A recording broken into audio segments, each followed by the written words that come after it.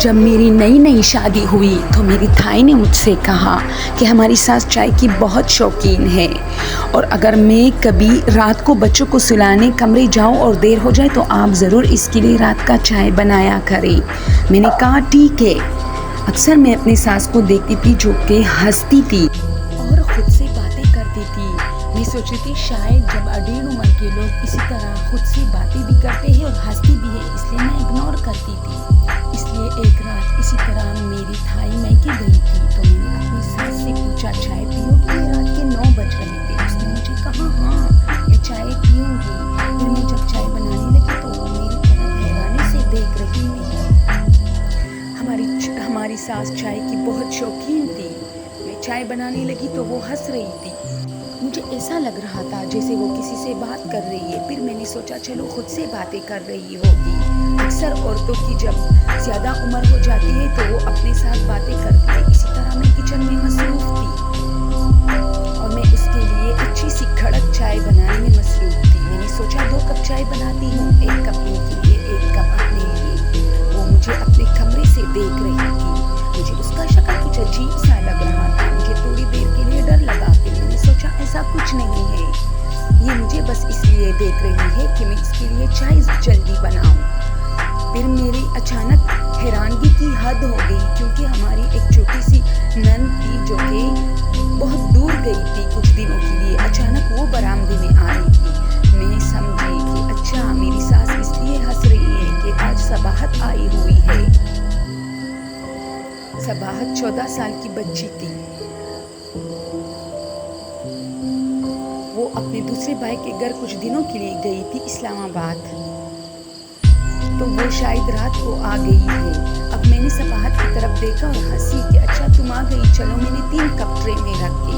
اب جب کہ میں کمرے میں آئی اور میں نے ٹیبل پہ چائے سرو کیا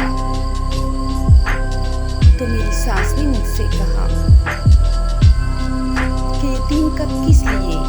میں نے کہا ایک آپ کے لیے، ایک میرے لیے اور ایک صباحت کے لیے۔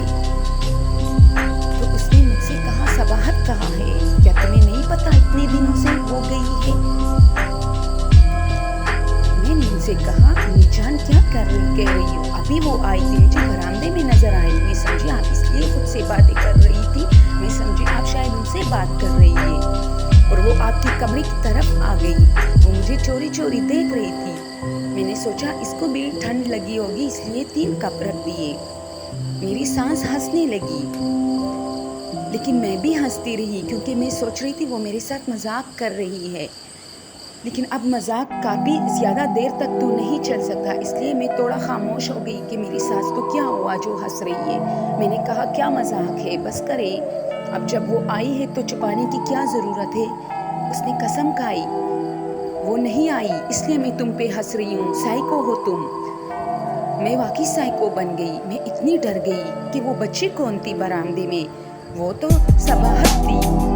میں نے اپنی تسلی کے لیے پورے گھر کے کمروں کی تلاشی لی کہ کہیں میری ساس میرے ساتھ مذاق تو نہیں کر رہی، کیونکہ بچی کو میں نے خود دیکھا تھا۔ میں نے سارے کمرے دیکھے، کہیں نہیں تھی۔ میں نے اپنے ہسبینڈ سے اس سلسلے میں بات کی، اس نے مجھے ٹھان دیا کہ تم کیا کہہ رہی ہو، صباحت تو نہیں ہے، جھوٹ بولتی ہو۔ میں نے بہت ہرٹ ہوئی ان کی باتوں سے، لیکن پھر مجھے پتا چلا جب ہم نے کھانا کھایا تو میرے ہسبینڈ اٹھے سونے کے لیے چلے گئے۔ میری ساس نے مجھے روکا اور میری طرف دیکھا اور کہا تم نے صباحت کو دیکھا تھا؟ میں نے کہا ہاں۔ میں تھوڑی خوش ہوئی کہ چلو یہ اس سلسلے میں بات کر رہی ہے۔ تو اس نے اچانک مجھے کہا ہاں کبھی کبھی صباحت اسی طرح نظر آتی ہے۔ اس کی یہ بات میرے دل میں اتر گئی۔ میں اتنی ڈر گئی جب میں نے اس کی آنکھوں کی طرف دیکھا تو گویا میری ساس نہیں تھی بلکہ کوئی اور تھی۔ اس کی آنکھیں بالکل عجیب تھی، مجھے اس کی آنکھوں سے خوف آیا۔ میں اتنی ڈر گئی کہ میں جلدی بھاگ کے اپنے کمرے میں آ گئی۔ یعنی کہ وہ چھوٹی بچی شاید میری ساس تھی۔ میری ساس نے اس بچی کا روپ اختیار کیا تھا یا کیا ماجرا تھا، مجھے کچھ سمجھ نہیں آ رہا تھا۔ لیکن مجھے آج بھی اپنی ساس کی وہ ڈراؤنی آنکھیں یاد ہیں جس نے ہنستی ہوئی مجھ سے کہا صباحت تو کبھی کبھار آتی ہے۔